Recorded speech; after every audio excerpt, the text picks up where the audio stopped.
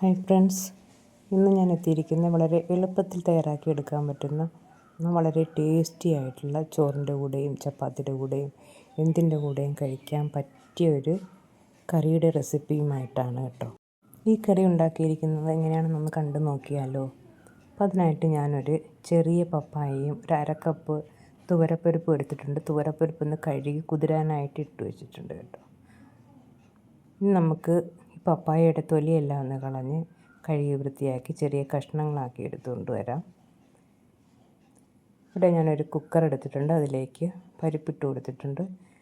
പപ്പായയും കഴുകി വൃത്തിയാക്കി എടുത്തിട്ടുണ്ട്. ഇതിലേക്ക് ഒരു 1/2 ടീസ്പൂൺ മഞ്ഞൾപ്പൊടിയും 1 ടീസ്പൂൺ മുളക് പൊടിയും ആവശ്യത്തിന് ഉപ്പും ചേർത്ത് ഈ പരിപ്പും പപ്പായയൊക്കെ വേകാൻ ആവശ്യമായ വെള്ളവും കൂടെ ചേർത്ത് ഒന്ന് മിക്സ് ചെയ്തതിന് ശേഷം ഒരു 3 വിസിൽ അടുപ്പിച്ചെടുക്കാം കേട്ടോ. അപ്പോഴേക്കും ഇതെല്ലാം നന്നായിട്ടൊന്ന് വെന്ത് കിട്ടും. അപ്പോൾ നന്നായിട്ടൊന്ന് മിക്സ് ചെയ്തിട്ടൊന്ന് മൂടി വെച്ച് കൊടുക്കാം. മൂടി വെച്ചതിന് ശേഷം ഇത് സ്റ്റൗവിലേക്ക് മാറ്റാം. കുക്കർ ഞാൻ സ്റ്റൗവിലേക്ക് മാറ്റിയിട്ടുണ്ട്. വിസിൽ വരട്ടെ.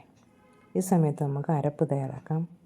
അരപ്പിനായിട്ടൊരു അരമുറി തേങ്ങയും ഒരു 1/4 ടീസ്പൂൺ മഞ്ഞൾപ്പൊടി 3-4 അല്ലി വെളുത്തുള്ളി 1/2 ടീസ്പൂൺ ജീരകമാണ് എടുത്തിട്ടുള്ളത്. ഇത് നമ്മൾ പരിപ്പ് കറിക്കൊക്കെ അരയ്ക്കുന്നത് പോലെ ഒന്ന് അരച്ചെടുക്കുക. ഒരുപാട് അങ്ങ് അരഞ്ഞു പോകണ്ട, എന്നാൽ അരയാതിരിക്കുകയും ചെയ്യരുത് കേട്ടോ.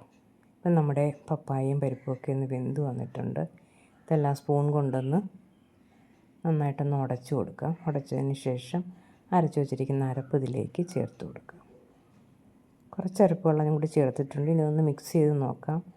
നമുക്ക് എത്രയാണോ വേണ്ടത് അതനുസരിച്ച് ആ കൺസിസ്റ്റൻസിക്ക് അനുസരിച്ച് നമുക്ക് വെള്ളം ചേർത്ത് കൊടുക്കാം. ഞാൻ നോക്കിയപ്പോൾ കുറച്ച് കുറുകിയിരിക്കുകയാണ്. അപ്പോൾ കുറച്ച് വെള്ളം കൂടെ ചേർത്ത് കൊടുക്കുന്നുണ്ട്. ഇനി ഇതെല്ലാം കൂടെ ഒന്ന് മിക്സ് ചെയ്തിട്ട് ഉപ്പ് നോക്കിയപ്പോൾ അല്പം കുറവായിട്ട് തോന്നി.